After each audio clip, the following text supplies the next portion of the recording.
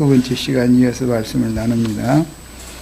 첫 번째 시간에 그 구원 또는 구속이라고 하는 이제 그 용어들을 여러 가지는 이제 대표적인 거 한 5가지는 더 있어요. 이제 다른 용어도 있지만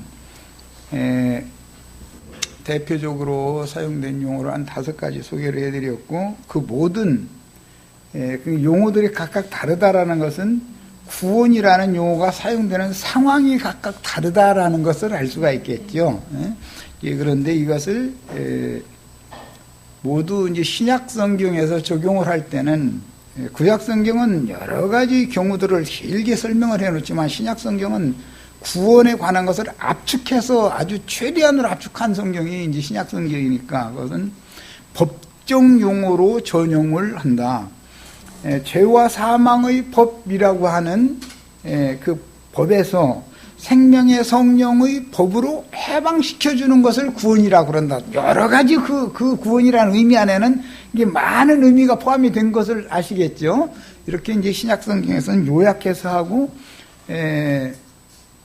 법정 용어로 확정을 해놓기 때문에 이제 구약 성경의 구체적인 그런 여러 정황들과 상황들과 이런 것들을 고려하지 않고 그냥 신약 성경에서 주 예수를 믿으라 그러면 너와 네 집이 구원을 얻으리라, 이렇게만 그 구원이라는 용어를 그렇게만 피상적으로 알고 있어가지고는 말하고자 하는 의도를 이해하지 못하고 넘어가게 되기 때문에 정작 당신이 계속 구원받으라고 그러는데 구원이라는 게 뭐예요? 하고 물어보면 아는 게 없으니까 할 말이 사실 없어져 버린다는 거죠. 그런데 이것은 궁극적으로는 여러 가지의 개념이 있지만, 뭐 구덩이에서 건져내는 것, 그 다음에 뭐 흉년이나 기근이나 질병이나 이런 데서 고침받아 가지고 해주는 것, 그 다음에 원수의 손아귀에 종로로 타고 있을 때 풀어서 해방시켜주는 것 등등 뭐 여러 가지의 경우가 있지만, 그것은 모두 신약에서 확증을 할 때는, 구원사로 확증을 할 때는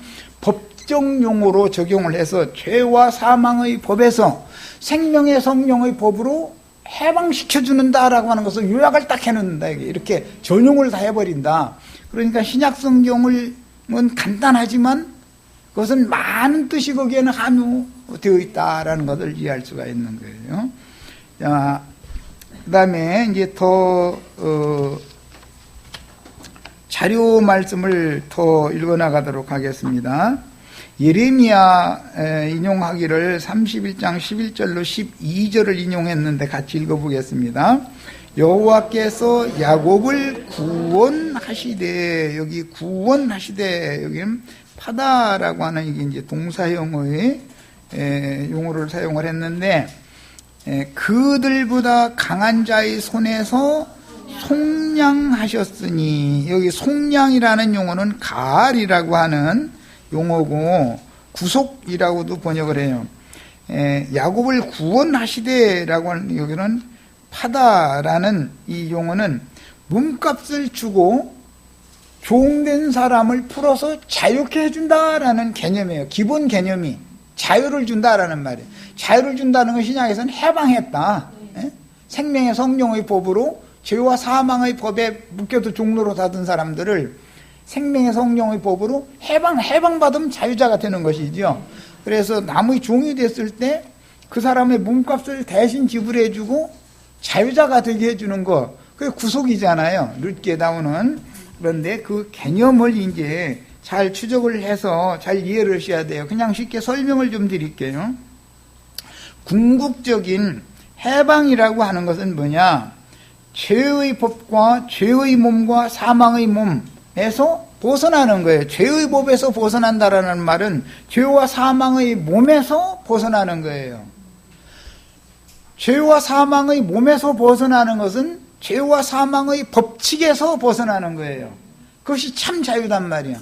예수 그리스도 안으로 돌아가면 시공을 초월하는 완전한 자유자가 되죠.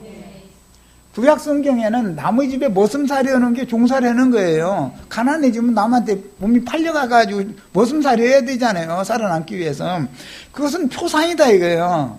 이 생에서 우리가 죄의 몸, 육신의 몸을 입고 이 생에 보냄을 받은 사람은 세상신 마귀에게 값도 없이 팔려가서 머슴살이를 하게 되었다 이거야. 상징이지 그러니까. 그런데 여기에서 풀어서 해방시켜준다 이거야. 그것을 구원이라고 그런다 이거야. 궁극적으로. 그러려면 어떻게 돼요? 죄의 몸에서 벗어나야 되겠죠. 무슨 몸으로? 죄와 상관없이 신령한 몸으로 나타나야 되는 영광 중에 그것이 구원이단 말이야. 예, 구원이 뭐예요? 하고 물어보면 이걸 꼭 얘기해 줘야 돼요. 당신들 자꾸 구원받는다, 구원받으라 그러는데 당신이 말하는 구원이 뭐예요 도대체? 이렇게 가령 질문을 받으면 양심과 마음이 씻음을 받는 구속으로 시작해서 몸의 구속을까지를 전체를 일러서 그걸 구원이라고 그러는데 몸의 구속이라는 말은 죄의 몸에서 사망의 몸에서 죄와 상관없는 몸, 죽음과 상관없는 몸, 영원히 살 수 있는 몸으로 해방받는 것을 말하는 거다. 이렇게 정확하게 답변하실 수 있으셔야 돼요. 자, 이제 내가 내일 모레 시험 볼 거예요. 구원이 뭐요? 하고 내가 물어볼 거예요, 이렇게. 그러면 뭐라고 대답을 해야 된다고요? 죄의 몸, 사망의 몸에서 죄와 상관없는 신령한 생명으로만 충만한 몸으로 해방받는 걸 말한다, 이거. 이것이 참 자유다, 이게. 참 자유. 네. 죄의 종로로 타는 데서 자유자가 되려면, 죄의 종에서 자유자가 되려면 어떻게 해야 돼요? 죄의 몸에서 벗어나야 된다, 이거예요. 사망 권세자에게서 벗어나서 참 자유를 누리려면 어떻게 해야 돼요? 생명의 권세자에게로 돌아가야죠. 이 죽음의 권세자인 이 세상신 마귀 소나기를 벗어나서 영원한 완전한 생명의 지배자이신 그리스도께로 가야 된단 말이야. 그걸 구원이라고 그런다 이런 말이야. 두 가지예요. 그러니까 죄의 몸에서 사망의 몸에서 벗어나서 죄와 상관없는 신령한 몸으로 영생하는 신령체로 만들어져서 주와 함께 영광 중에 나타나서 주님의 새 세계를 상속받는 거예요. 그것이 구원이에요. 예. 이렇게 정확하게 정리를 잘 하실 수 있기를 바라요. 예, 빨리빨리 해서 이 자료를 다 넘어가야 되기 때문에 요약해서 말씀드렸고, 신약성경에서 6페이지로 이제 넘어갑니다. 신약성경에서 사용한 구원이라는 용어의 용례가, 신약성경에도 이제 구원이라는 용어가 몇 가지의 용어가 있는데 궁극적으로는 죄의 몸, 사망의 몸에서 벗어나서 죄와 상관없는 몸, 생명으로만 충만한 몸으로 주와 함께 영광 중에 나타나서 주님의 새 세계를 상속받는 거예요. 그게 구원이에요. 예. 적어놓으세요. 다 본인들 거기다 이렇게 다 아는 체하고 그냥 했다가 나중에 물어보면 또 그 뭐라고 하셨는데 생각이 잘 안 나요 이러시지 말고, 죄의 몸에서 죄와 상관없는 몸으로, 그러려면 신령한 몸이 돼야 되겠죠. 예. 사망의 몸에서, 그러면 죽음이 없는, 다시는 죽음이 없는 몸이 돼야 되겠죠. 예. 이렇게 죄와 사망의 몸에서 벗어나서 죄와 상관없는 몸, 신령한 몸으로 주와 함께 영광 중에 나타나서 영광의 세계, 주님의 나라를 상속받는 거예요. 그걸 구원이라고 그래요. 예. 이제 시험 볼 거예요. 다 제대로 적었나 한번 노트 검사 이제 쭉 할 거예요. 구속이라는 말은 피 뿌림 받는 것에 근거하는 거예요. 피 바른 집이 구속이죠. 피 바른 집이 되면 그게 구속받는 거예요. 구원의 시작이 구속이죠. 피를 어떻게 바라요? 집이라는 건 나잖아요. 이 장막이라는 건 난데 어떻게 피를 바르냐 이거예요. 문에다가 그것은 영의 생각, 마음의 생각에 예수 그리스도의 피의 생명의 말씀이 뿌려져야 된다 이 말이에요. 이게 믿어져야 된다 그 말이에요. 예수 그리스도의 생명의 말씀이 믿어진 나 자신이 피 바른 집이다 이거예요. 이 이스라엘 집은 구원한다. 심판의 사자가 지나가 버린다. 그걸 구속이라고 그래요. 구속은 구원의 시작이에요. 자, 6페이지 하단에 나오는 신약성경에서 사용한 구원이라는 용어의 용례를 이제 살펴보겠습니다. 먼저 리트론이라고 하는 용어가 마태복음 20장 28절 이제 중심 구절만 적어놓은 거예요.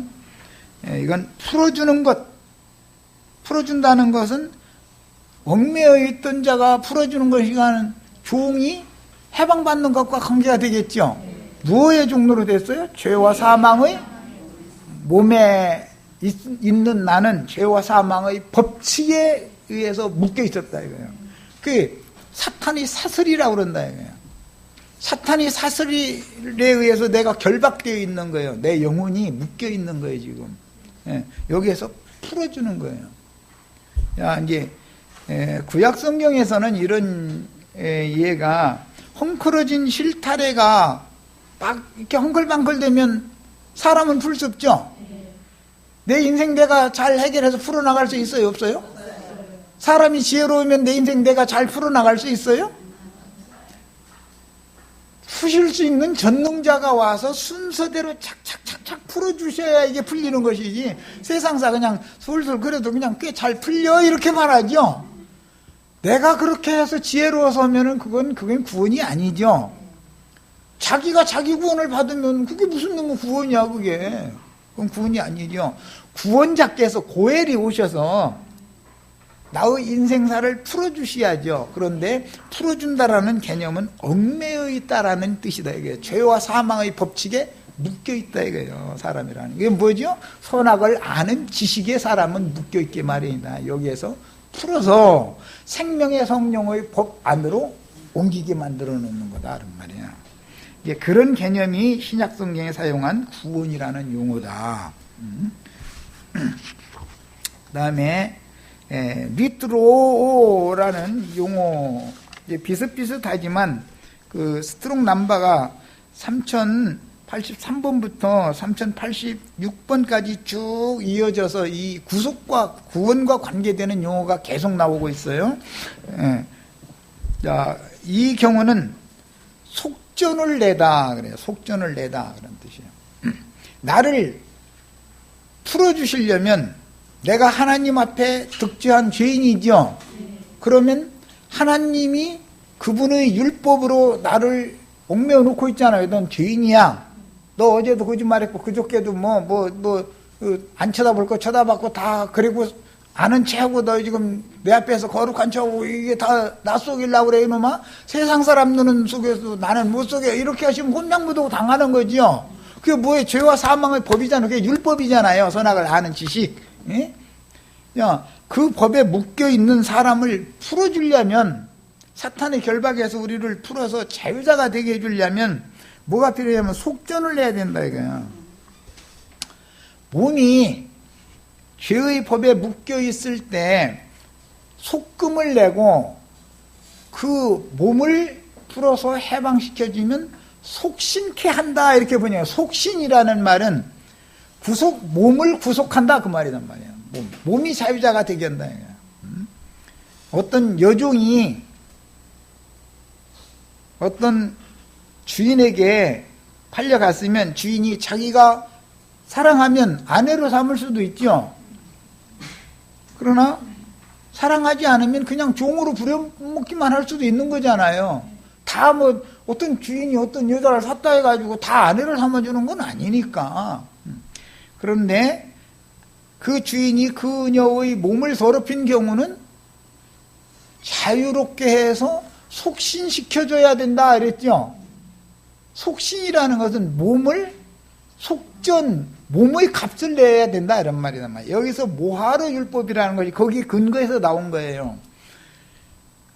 다말의 몸값을 염소 새끼 한 마리로 몸값을 정하고 들어가죠.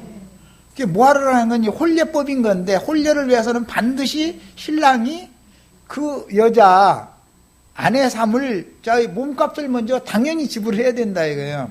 그 지불이 예수님 십자가에서 주신 은 30이죠. 그 속전이라고 그래요. 그 은 30에 의해서 우리는 속신된 거예요. 이해하셨죠? 죄와 사망의 권세자인 이 세상신 마귀가 우리를 사로잡고 있었었는데 예수님이 당신의 아내 삼기 위해서 몸값을 지불한다 이거예요. 그게 십자가에서 흘린 은 30인 거예요. 피값인 거예요. 이런 것을 개념을 이해를 하셔야 돼요. 그런 개념에서는 리트로라는 단어가 사용됐다 이거예요. 그 다음에 리트로시스, 이건 이제 많이 사용된 이제 용어인데 이것은 속죄한 구속함 등으로 주로 번역이 됐기 때문에 이것은 그 리트로테스라고 하는 맨 나중에 나오는 그것은 구속자라는 용어예요. 이게 구속을 하려면 구속자가 필요하죠. 그 구속자가 예수님이다라고 우리는 믿는 거다 이거예요. 이것을 믿는 것을 이제 믿음이다 그러죠. 우리는 예수님이 주와 그리스도가 되신 분이다라고 믿는 거잖아요. 그분이 구속자라고.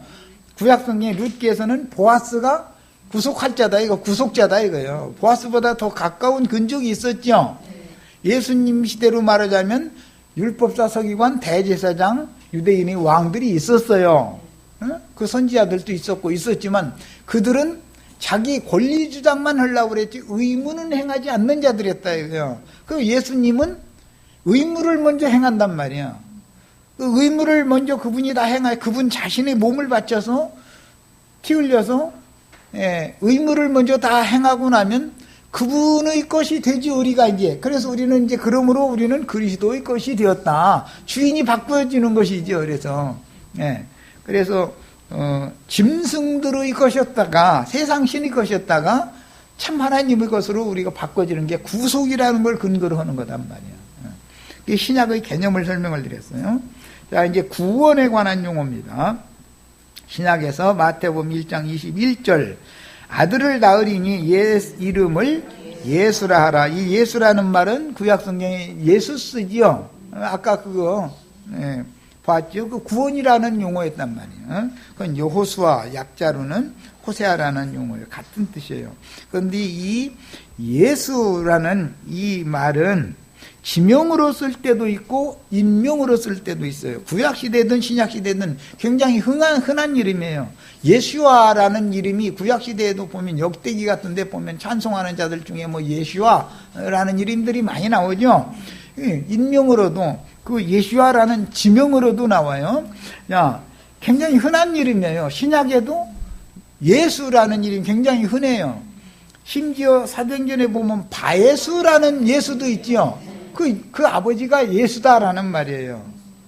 바를 앞에다 놓으면 누구의 아들이라는 뜻이기 때문에 예수의 아들 바예수 이런단 말이에요. 이게 신약시대에도 보면 그러니까 자칭 나는 예수다 하는 자들이 많이 구약시대나 신약시대나 많이 있었다.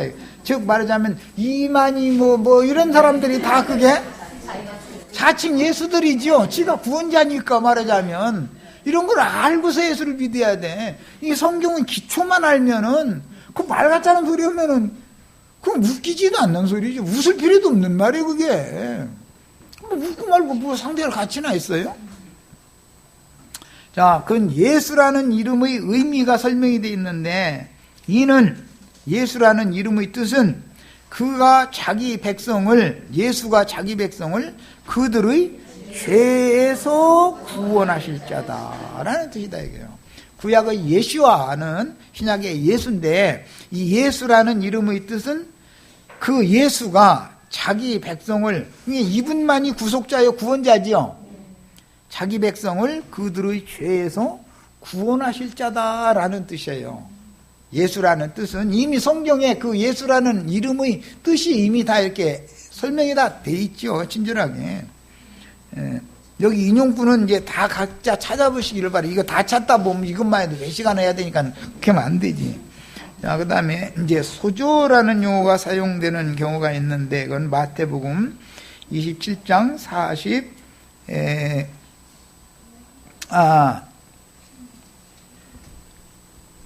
구원하실 자이심이라. 여기에서 구원이라는 이 용어는 소조라는 용어가 사용이 된 건데 이것은 그 단어의 뜻이 소스, 즉 폐허가 되어버린 소아스의 압축형으로서 몸 안전이라는 의미에서 유래가 되었는데, 구조하다, 뭐 배 같은 데서 뭐 구조선이라는 게 있죠. 큰 배는 반드시 구조선 옆에 달고 다니죠. 이렇게 어떤 그 난파를 당한다든지 하면 사람이 다 내려서 이렇게 구조선에 타 있고 있다가 헬기나 뭐 올 때까지만 버티면 살아남는 거니까 그렇게 하도록 되어 있죠. 그런 경우 구조, 그 다음에 구원하다 혹은 보호하다 또는 고친다라는, 성경의 구원의 의미에는 병에서 고침받는 거예요. 예수님이 오셔서 병 고치는 얘기가 굉장히 많이 나오죠. 병이라는 건 사람을 죽이는 거잖아요, 결국은. 그런데 그 죽음의 권세에게서 벗어나게 하는 것과 관계가 있어요. 그 다음에 보존하다, 완전하게 만들다, 이런 여러 가지의 의미가 있는 뜻이에요. 그러니까 예수님이 하시는 구원은 이런 여러 가지의 의미가 함유되고 있다, 그걸 알 수가 있어요. 자, 그 다음에 마태복음 27장 43절, 그가 하나님을 신뢰하니, 이것은 좌우편 강도들이 하는 말인데, 특히 좌편 강도가 예수님 십자가에 못 박힐 때 비방하는 말이죠. 하나님이 원하시면, 예수님이 믿는 그 하나님이 원하시면 이제 그를 예수님을 구원하실지로다. 여기서 말하는 이 구원하실지로다라는 이 용어는 흐리오마이라고 하는 이 용어는 그 상황을 잘 생각해 보면 돼요. 십자가에 못 박혀 있는 데서 도로 내려오게 만들어주는 상태를 지금 염두에 두고 하는 말이죠. 네가 정말 하나님의 아들이어든 너 십자가에서 내려와 봐라. 십자가에서 내려오는 것이 구원이라고 생각하는 거죠, 이제 이 사람은. 야, 그런데 실제로 구원이라고 하는 것은 십자가에서 죽는 것부터 시작되죠. 내려오는 게 아니고. 예. 자, 빌립보서 1장 19절 인용절을 보겠습니다. 이것이 너희의 간구와 예수 그리스도의 성령의 도우심으로 나를 구원에 이르게 할 줄을 아는 거로. 여기에서는 소테리아라고 하는 용어가 사용이 됐고, 빌립보서 2장 12절을 더 읽어 나갑니다. 그러므로 나의 사랑하는 자들아, 너희가 나 있을 때뿐 아니라 더욱 지금 나 없을 때에도 항상 복종하여 두렵고 떨림으로 너의 구원을 이루어라 할 때 소테리아라는 용어를 사용을 하고 있다. 자, 그러니까 성령께서 인자 예수님이 구원하는 거 말고 이제는 완전한 구원 과정으로 들어가면 성령이 그 일을 하시는 것이죠. 인자로 오셨던 예수님이 하신 일을 완성시키는 건 성령으로 오신 예수님이나 일을 할 수 있는 거니까. 자, 구원을 이루는 문제와 늘 이것은 관련이 있다. 그러니까 이것은 구원이라고 하는 것은 이미 얻은 구원도 있지만 지금 현재 구원을 이루어가는 과정도 있고 구원의 완성 단계라는 것이 있다 이거예요. 아까 완성 단계는 유업을 상속받는 데까지 가는 거예요. 디모데후서 4장 18절, 주께서 나를 모든 악한 일에서 건져내시고 그의 천국에 들어가도록 구원하시리니. 이건 미래형이죠. 바울 사도가 구원 못 받은 사람이 아니죠. 구원 받은 사람이죠. 그런데 나를 그의 천국에 들어가도록 구원을 하시리니라고 하는 것은 앞으로 될 일을 지금 말하는 거잖아요. 그에게는 성령으로 오신 예수 그리스도 구원자께 영광이 세세 무궁토록 있을지어다. 아멘. 그래서 여기에서는 소테리아라고 하는 용어를 사용을 했는데, 이 말은 구원 또는 안전하다, 어떤 위험으로부터 분리시켜 놓은 상태. 뭐 낭떠러지에 아기가 서 있으면은 아기는 중심을 붙잡고 아래로 떨어질 수도 있죠. 그런 상태에서 뒤로 몇 발짝 물러나게 이렇게 만들어 놓게 안전케 하는 그런 상태라는 그런 개념을 가진 용어예요. 이것은 영적으로 뿐 아니라 그 정신세계의 건강한 상태, 이런 것도 구원이라는 용어다. 사실은 정신이 건강해야 모든 게 건강한 거죠. 사실은. 예. 그래서 이제 이 법정 용어로 아포리우트로시스라고 하는 이게 이제 법정 용어인데 이것은 철저히 생명의 성령의 법이 되신 그 법을 집행하시는 부활 승천하셨다가 그 영으로 오신 그리스도께 적용하는 용어다. 그리스도가 하시는 일을 의미할 때는 아포리우트로시스라고 하는 이런 용어를 사용해서 그 특징이 뭐냐? 죄의 권세로부터 해방시켜주는 것이다. 그러면 참 자유라는 걸 아까 이미 말씀드렸죠? 참 자유라는 것은 먼저 죄의 몸에서 벗어나는 거예요. 그러려면 신령체가 돼야 되겠죠. 죄와 상관없는 몸이라는 신령체밖에 없는 거니까 죄의 몸은 반드시 죽지요. 이 육신의 몸이라는 거 한 번은 반드시 죽어야 되잖아요. 그러나 신령체로 다시 살면 죽음이 있어요, 없어요? 죽음이 없는 거예요. 영생하는 몸인 거예요. 이렇게 되어져 가지고 영생하시는 극락의 하나님의 새 세계를, 완전한 세계를 상속받는 것을 구원이라고 그런다. 그 다음에 신약 성경에서 사용한 구원이라는 용어가 사용된 용례를 몇 가지 살펴보겠습니다. 이게 앞에서 했는데 지금 또 나왔네. 저 9번으로 9페이지로 가겠습니다. 아니요. 9페이지로 갑니다. 신약 성경의 구속이라는 단어가 사용된 용례들, 구속이라는 단어가 사용된 용례들, 누가복음 24장 17절로 27절에 예수께서 이르시되 너희가 길 가면서 서로 주고받고 하는 이야기가 무엇이냐. 이거는 엠마오로 내려가는 두 제자 얘기죠. 그 두 제자 중에 한 사람은 이름이 나왔죠. 글로바라는 이름이 나왔잖아요. 무엇이냐? 두 사람이 슬픈 빛을 띠고 머물러 서더라. 지금 이것은 부활 승천하셨다가 영으로 오신 예수님을 말하는 거예요. 여기서는 그 한 사람인 글로바라 하는 자가 대답하여 이르되 당신이 예루살렘에 체류하면서도 요즘 거기서 된 일을 혼자만 알지 못하느냐. 이렇게 보면 당신이라고 예수님하고 지금 대화를 하는데 육신으로 계셨던 사흘 전에 계셨던 예수님이 아닌 다른 모양으로 오신 것이 분명하죠. 예수님하고 대화를 하지만 예수님을 모르고 있는 거잖아요 지금. 자, 이런 것이 121번 아담으로 예표가 된다. 121번 아담. 마지막 아담 살려주는 영이 되셨다. 살려주는 영이 되신 예수님이죠 지금.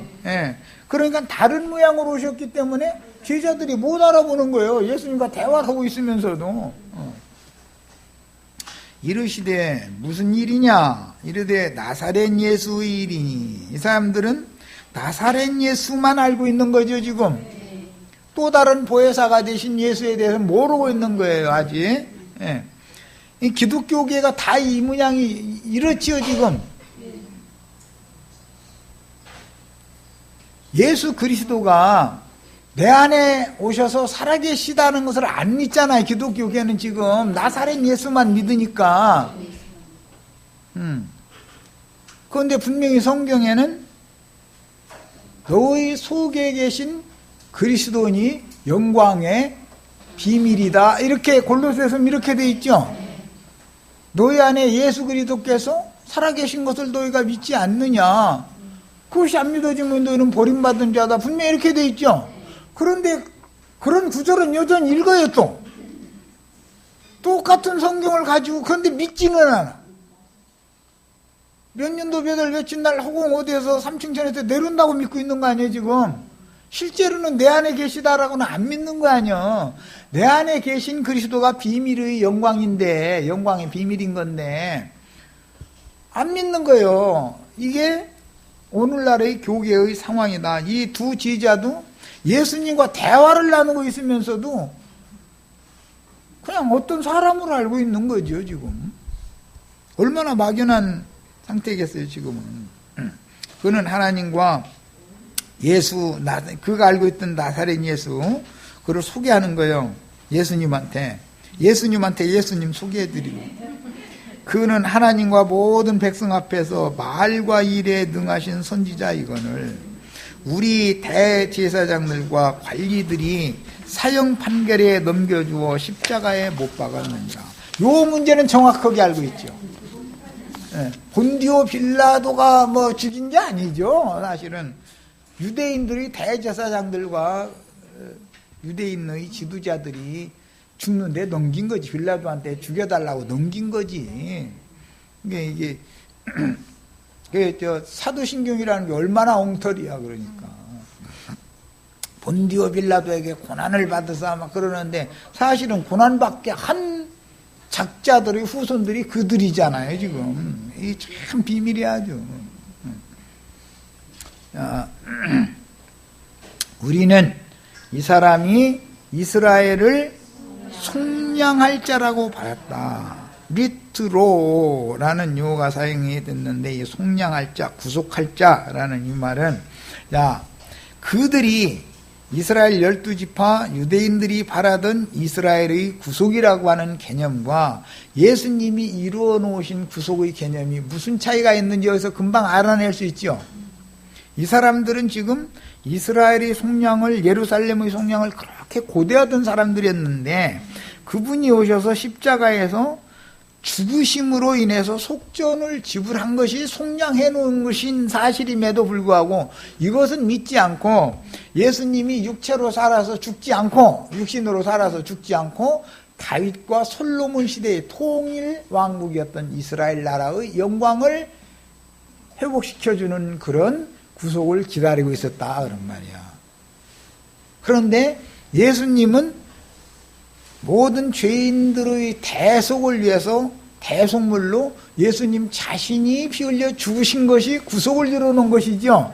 그러니까 이스라엘 사람들이 기다리고 있던 구속과 오늘날 기독교계 사람들이, 현실주의자들이 기다리고 있는 구속이라는 개념과 성경의 구속이라는 개념이 무슨 차이가 있는지 이제 금방 다 드러나잖아요.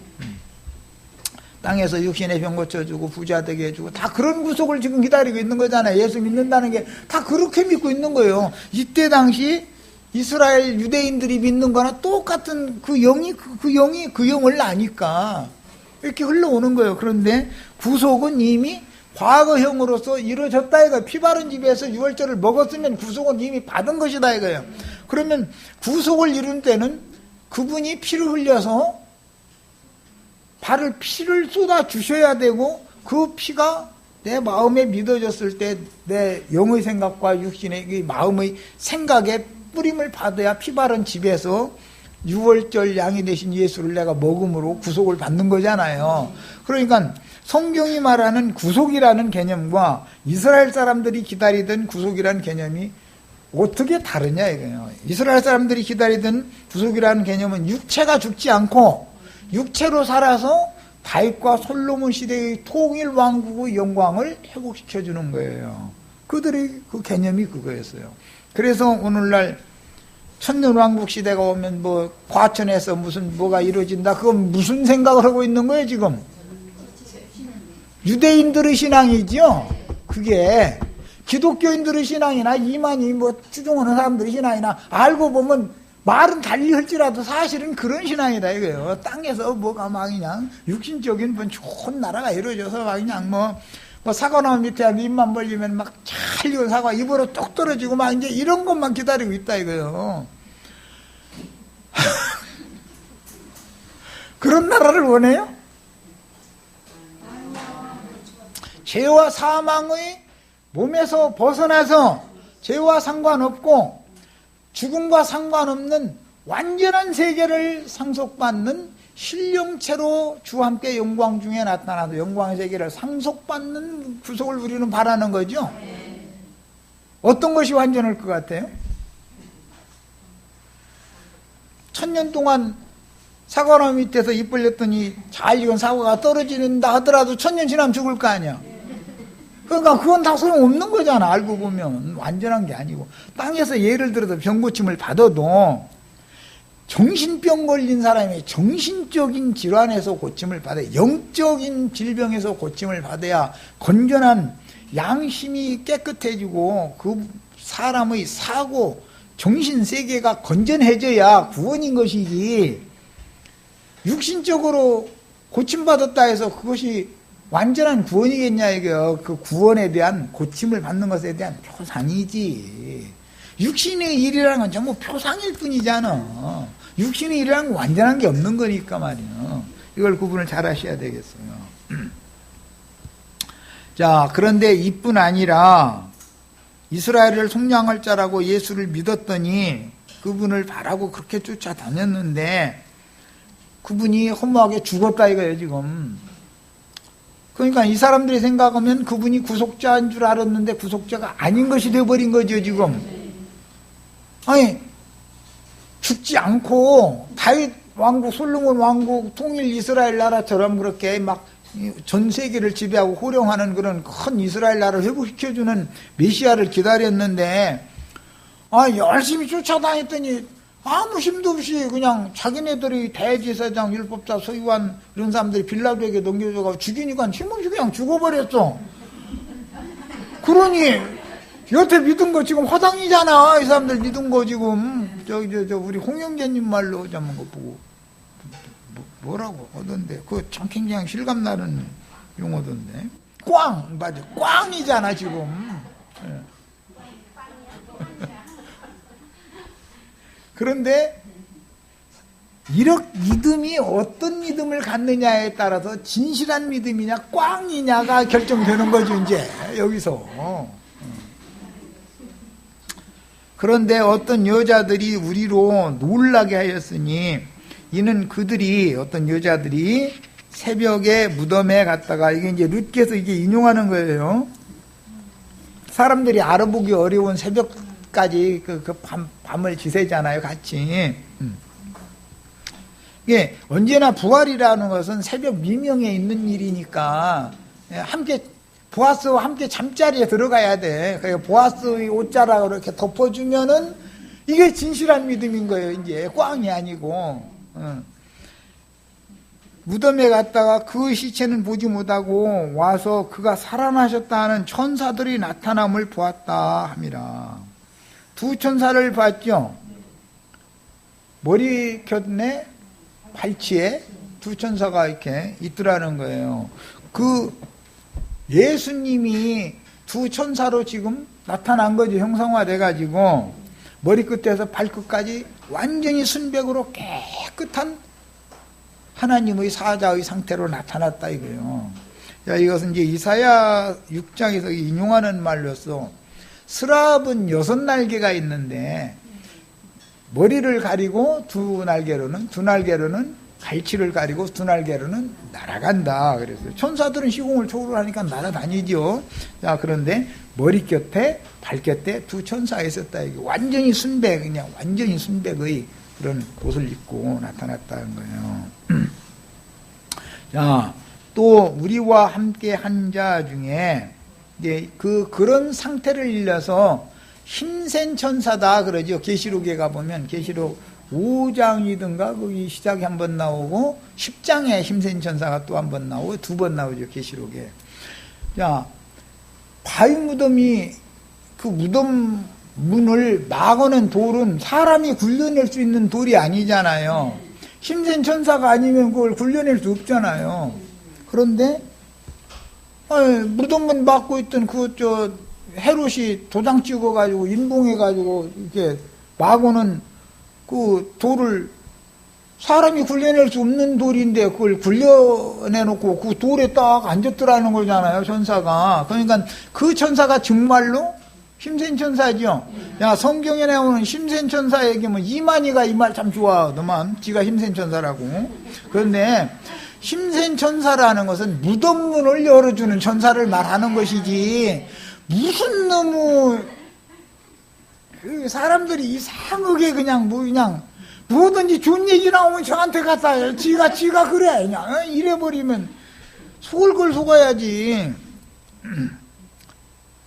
무덤문을 열어주는 사람이 가장 힘센 천사죠. 우리 우리 죄와 사망의 몸은 무덤이지요. 그런데 보통 무덤이 아니고 회칠한 무덤이요. 아주 그럴싸하게 아주 포장해 놔가지고 이 속에는 온갖 썩은 구더기 뭐 이거 막 버글버글하지요. 지금 송장 썩느라고. 그런데 위에다가는 페인트 칠을 깨끗하게 해놔가지고 이렇게 만들어놓은 무덤이다 이거요. 나도간 형제도 육신으로 이렇게 보면 뭐 넥타이하고 이러고 보면 회칠한 무덤에 회칠하느라고 지금 넥타이다 메고 좀 그러는 거 아니요. 좀 뭐 자매님들은 여기다 뭐 연지꼰지라도 좀 바르고 막 이렇게 하는 건 회칠하느라고 그러는 거 아니요. 분칠이라도 해야죠. 이게 속에는 웬걸 구더기가 막 지금 막 썩고 있는데 막 송장 파먹고 있는데 자 이런 무덤을 막고 있는 문이 있는데 그게 막은 돌이 있는데 그것이 생명 없는 죽은 돌이다 이거요. 죽은 돌, 큰 바위다 이거요. 그런데 이 무덤 문을 그 무덤 문을 막고 있는 바위를 굴려내 버려야 무덤이 열려야 무덤 속에 있는 송장이 살아나올 거 아니요. 부활될 거 아니요. 그러니까 이것은 다 알고 보면 힘센 천사함은 죽은 자를 살리는 영과 능력과 권세를 가진 생명의 능력과 권세를 가진 예수 그리스도 영이 힘센 천사지 어떻게 이만희가 힘센 천사겠어. 다 우리 예수 그리스도 영이 오셔서 내 이 육체 속에 내 양심은 죽었고 마음이 부패해가지고 내 속에 고자리가 드글드글하지요. 그런데 이 무덤문을 활짝 열고나 빛이 들어오게 만들었잖아. 무덤 속에까지. 이분은 예수 그리스도다. 그냥 구원자는 오직 여호와 한 분이다. 예수와 한 분이다. 예수 한 분밖에 없는 거다 그 말이야. 그러니까 딴소리 절대 누가 뭔 소리 해도 고지 들을 걸 들어야 되는데 또 그게 그거 믿어지면 그것도 또 하나님이 데살로니가 후서 2장 거기 보면 거짓 것이 믿어지게 하는 신을 보낸댔어. 할 수 없어 또. 그게 믿어지는 것도 그것도 하나님이 그런 신을 보내줘서 그러는데 어떻게 할 거요? 자, 그 다음에 이제 고엘이라는 건 구약 성경의 구속하는 행위자, 구속을 행하는 분, 누르는 자, 이제 그런 뜻인데. 구속자, 속량자라는 용어인데 이것은 어떻게 하느냐? 핏부림과 깨끗하게 하심으로 구속하는 거다. 이건 반복해서 말씀드렸어요. 이 구속자 고엘은 구약성의 룻기에서는 보아스였지만 더 가까운 근족, 제사장, 뭐 선지자 이런 자들이 있었죠. 왕 있었지만 그들은 권리 주장만 하려고 그러지 의무는 행하지 않는다 이거예요. 예수님은 권리는 포기하고 의무를 먼저 행했기 때문에 하나님이 그에게 모든 권세를 맡겼기 때문에 우리의 모든 구속하신 영혼들을 취하여 당신의 것으로 취할 수 있는 권리가 주어진 것이죠. 그게 룻기의 흐름이잖아요. 이해하셨죠? 자, 누가복음 1장 68절을 봅니다. 찬송하리로다 주 이스라엘의 하나님이여 그 백성을 돌보사. 구속이라는 용어는 이번 번역에서는 전부 속량이라고 번역을 했어요. 지난번 번역은 전부 구속이라고 번역을 했었는데 이번 번역에서는 전부 속량이라고 번역을 해서 같은 뜻이에요. 개념은. 자, 누가복음 2장 38절 마침 이때에 나와서 하나님께 감사하고 예루살렘의 구속 속량을 바라는 모든 사람에게 그에 대하여 예수님을 소개했다. 안나라고 하는 할머니와 또 시몬이라고 하는 할아버지가 예수님, 아기 예수에 대해 소개하는 내용이죠. 자, 누가복음 21장 28절 이런 일이 되기를 시작하거든 일어나 머리를 들라 너의 구속 속량이 가까웠느니라. 이것은 무덤에서 음부에서 자던 자들이 생명의 부활로 일어날 것에 대한 예언이죠. 그러니까 이 생에 살아서 구속받은 사람이 구원을 이룬 다음에 자기 구원을 이룬 후에 한 세대는 오고 한 세대는 가야 되기 때문에 안식으로 들어가죠. 무덤으로. 그럼 거기에서 이날을 기다린다. 이게 머리 들 날을. 이게 이제 생명의 부활로 일어난다. 첫째 부활로 일어나는 여기에 다 참여를 하는 것을 우리는 지금 추구하는 거예요. 누가복음 24장 21절 우리는 이 사람이 이스라엘을 구속 속량할 자라고 바랐노라. 예수님이 이스라엘 속량할 자라고 바랐었죠. 그 다음에 사도행전 7장 35절 그들의 말이 누가 너를 관리와 재판장으로 세웠느냐. 모세에 대해서 하는 말이죠. 애굽에서 자기 동족을 사랑함으로 자기 동족이 박해, 애굽 사람한테 박해받아 쳐 죽여가 요벌에다 묻었는데 그게 들켰다는 거 아니에요. 동족이 오히려 까발려 자기 구원해 줬더니 지금 이 현상이 모세에게 이스라엘 동족이 까발리고 막 비방하는 현상이 오늘날 예수님이 똑같이 기독교인들한테 당하고 있죠. 똑같은 현상인 거예요. 거절하던 그 모세를 하나님은 가시나무 떨기 가운데서 보이던 천사의 손으로 관리와 구속하는 자로서 보내셨으니 그랬어요.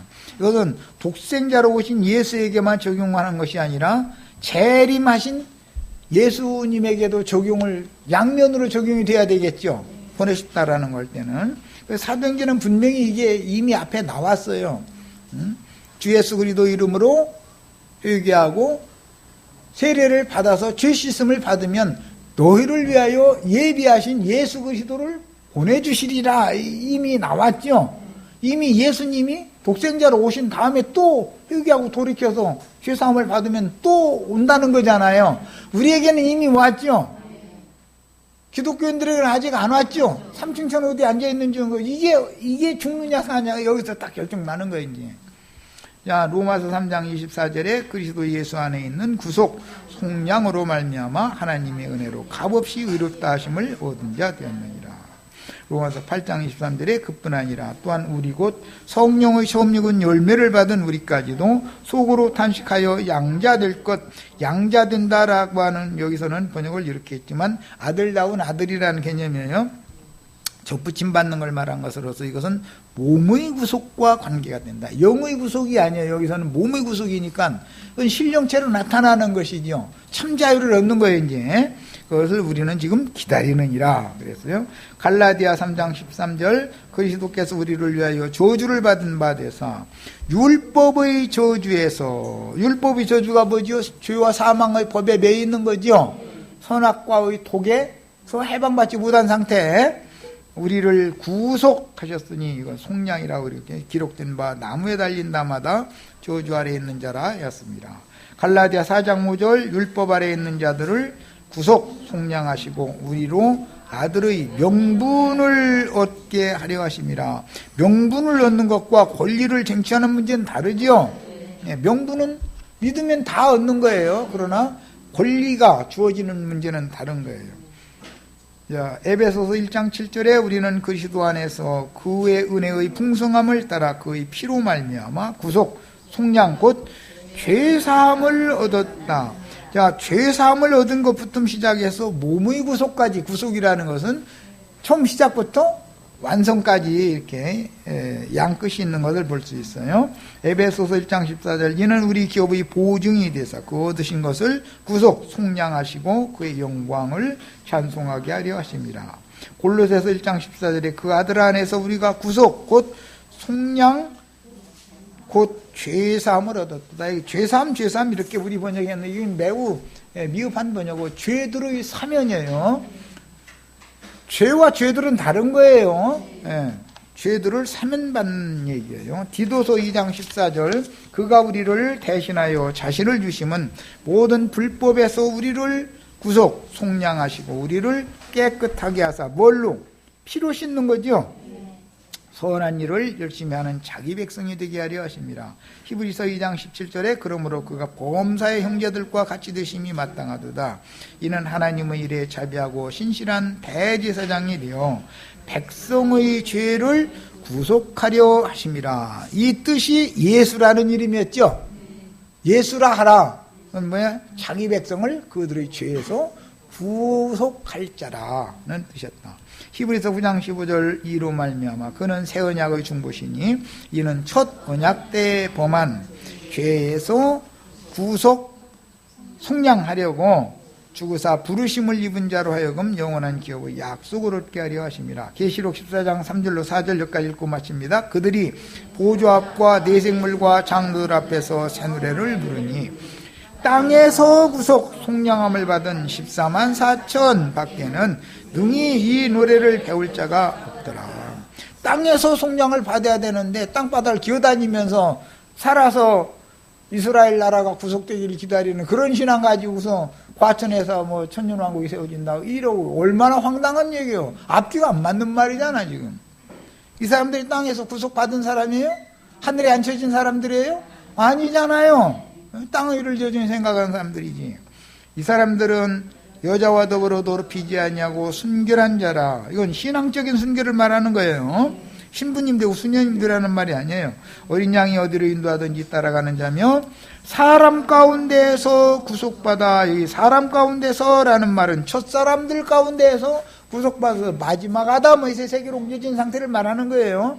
그러려면 당연히 어떻게 돼요? 죄와 사망의 몸에서 죄와 상관없는 신령한 몸으로 완전한 참자유를 얻어야 되겠죠. 이것을 구속이라고 그런다. 자, 여기까지 해서 마칩니다.